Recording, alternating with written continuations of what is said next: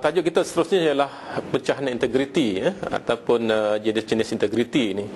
Jadi integriti ini sebenarnya wujud secara bersepadu, ya, pada diri individu dan juga organisasi, ya. Jadi integriti ini boleh dikaitkan dengan individu dan juga boleh dikaitkan dengan pertubuhan ataupun organisasi. Dan integriti boleh terbagi kepada dua, iaitu apa dikatakan integriti individu dan juga integriti organisasi, ya. Integriti individu dan juga integriti organisasi ataupun pertubuhan. Jadi sekarang kita tengok dulu apa itu yang kita masukkan dengan integriti individu, ya. Menurut Pelan Integriti Nasional, ya, pada tahun 2004 ada menyenaraikan beberapa aspek, ya, atau ciri yang dikatakan integriti individu atau individual integrity ini.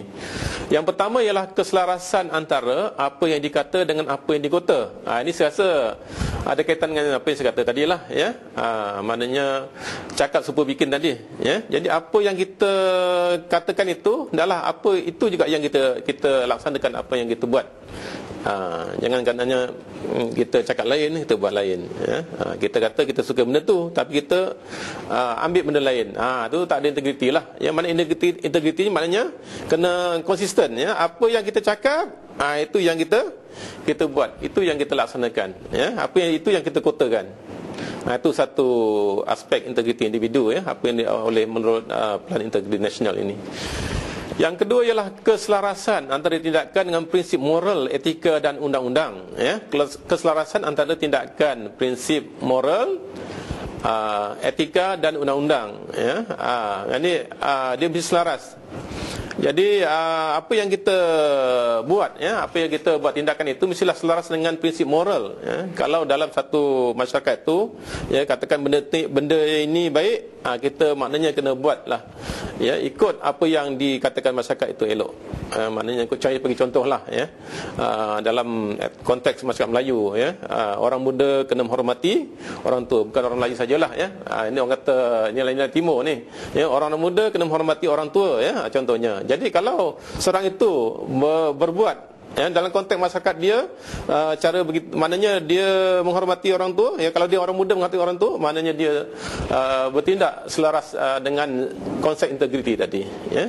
Yang kedua ialah keselarasan dengan prinsip etika ataupun undang-undang, ya. Undang-undang ni banyaklah, ya. Undang-undang yang bertulis, ya, undang-undang yang tidak bertulis. Kemudian biasanya undang-undang bertulis lah.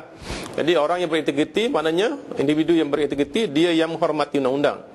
Jadi kalau dia tahu undang-undang, dia kena menghormati undang-undang, jangan melanggar undang-undang, ya. Kita bawa kenderaan, nampak traffic light, ya, kuning, kena sedia berhenti, merah kena berhenti, hijau jalan, ya. Jangan dia orang kata merah kita jalan juga. Itu maknanya kita dah melanggar undang-undang. Mana melanggar undang-undang, maknanya individu yang melanggar undang itu, dia tidak anggap sebagai tidak berintegriti. Okey, yang ketiga ialah keselarasan antara kepentingan diri dengan umum. Dia mestilah, ya, tidak bercanggah kepentingan diri sendiri dengan kepentingan umum.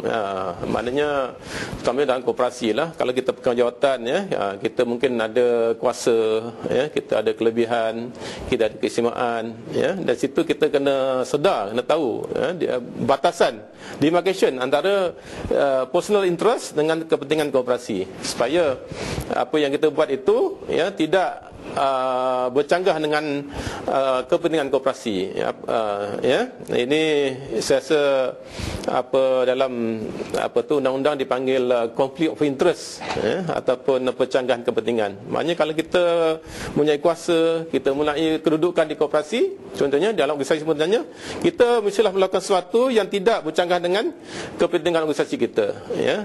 Walaupun kita anggap benda tu mungkin menguntungkan kita, ya, tapi kalau kita rasa kalau kita buat tu dia bercanggah atau merosakkan organisasi atau merosakkan koperasi, kita jangan buat. Ini maknanya kita kepentingan diri kita dengan kepentingan koperasi kita mestilah asingkan supaya tidak bercelaru, ya, berlaku jelas di situ, ya. Dan yang ketiga ialah apa yang dilakukan oleh individu itu perlu cepat, tepat dan bermutu. Ini mana ciri-ciri orang kata efisiensi lah, atau kecekapan.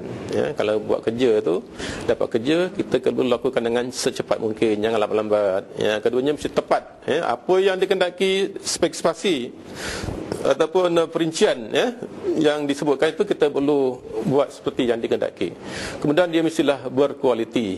Berkualiti maknanya memenuhi cita rasa ataupun kehendak pelanggan. Pelanggan nak yang macam ni, kita bagi yang macam ni. Pelanggan nak macam tu, kita bagi yang macam tu.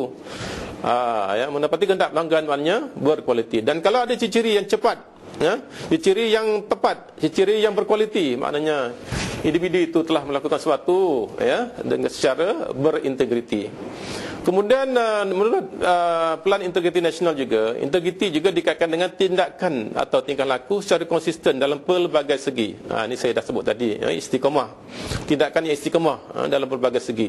Tak kira lah ada segi benda tu untuk diri sendiri, ataupun benda tu untuk organisasi, atau benda tu untuk perkara berkaitan dengan orang lain, kita mestilah konsisten. Hari ni kita buat cara ni, dan sebab apa kita rasa cara tu yang betul. Besok pun kita buat cara tu juga, sebab kita rasa cara tu yang betul. Walaupun suasana berubah, tapi kita kerana dia cara yang berlandaskan kepada misalnya berlandaskan peraturan atau undang-undang ataupun etika, itu yang kita buat. Dan kalau kita nak ubah, kita perlu bagi justifikasi. Itulah antara ciri-ciri integriti individu yang telah disebutkan oleh Pelan Integriti Nasional tadi. Kemudian kita tengok pula integriti dari segi organisasi ataupun dalam aspek pertubuhan, contohnya dalam koperasi, dalam syarikat, dalam persatuan. Dan menurut Pelan Integriti ini ada beberapa aspek yang disebutkan sebagai integriti organisasi. Jadi organisasi ini kalau ada ciri-ciri ini, dianggap sebagai organisasi berintegriti. Kalau tak ada ciri-ciri ini, bagi organisasi itu boleh dipersoalkan sejauh mana dia berintegriti atau tidak. Yang pertama ialah pemegangan secara keseluruhan atau konsisten pada prinsip ketelusan dalam tabik urus. Biasanya organisasi yang baik itu dia ada ciri-ciri tabik urus yang baik. Dan antara ciri tabik urus yang baik ialah ciri-ciri ketelusan, ataupun transparansi. Segala tindakan, segala keputusan yang dibuat, segala pelaksanaan keputusan yang dibuat dalam organisasi itu hendaklah telus, tak ada sorok-sorok, tak ada main-main.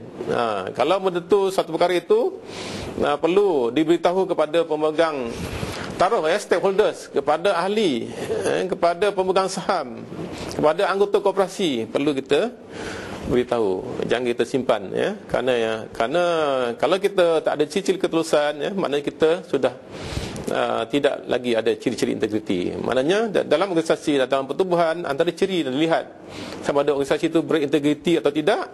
Ada tidak ciri-ciri ketulusan, transparansi dalam tabik urus dia. Yang kedua ialah ciri-ciri accountability, atau kepertanggungjawaban. Pihak yang berkuasa, para pemimpin, anggota lembaga dalam koperasi, anggota lembaga pengarah dalam syarikat, mestilah accountable, bertanggungjawab tentang apa yang dia buat. Kalau yang dia buat itu baik, untuk pertubuhan, untuk organisasi dia, maka dia kena bertanggungjawab. Mungkin dia akan dapat pujian, dapat penghargaan dan sebagainya. Tapi kalau kita punya tindakan ataupun keputusan kita ataupun tindak tanduk kita telah menyebabkan perkara-perkara yang negatif pada organisasi atau pada koperasi kita, maka kita kena bertanggungjawab, memberitahu pada ahli ataupun kepada lembaga pengarah, kepada stakeholder, inilah sebenarnya yang berlaku, contohnya koperasi kita telah menanggung mengalami kerugian, jadi kita kena beritahulah, bertanggungjawab kenapa rugi, apa sebab rugi itu. Dan kita kena pihak yang berkuasa atau pihak yang bertanggungjawab perlu menanggung risiko daripada apa yang kita lakukan tadi. Ini dipanggil accountability, bertanggungjawab tentang apa yang kita lakukan, apa yang kita buat dalam pertubuhan atau organisasi ini atas kuasa ataupun tanggungjawab yang telah diberikan.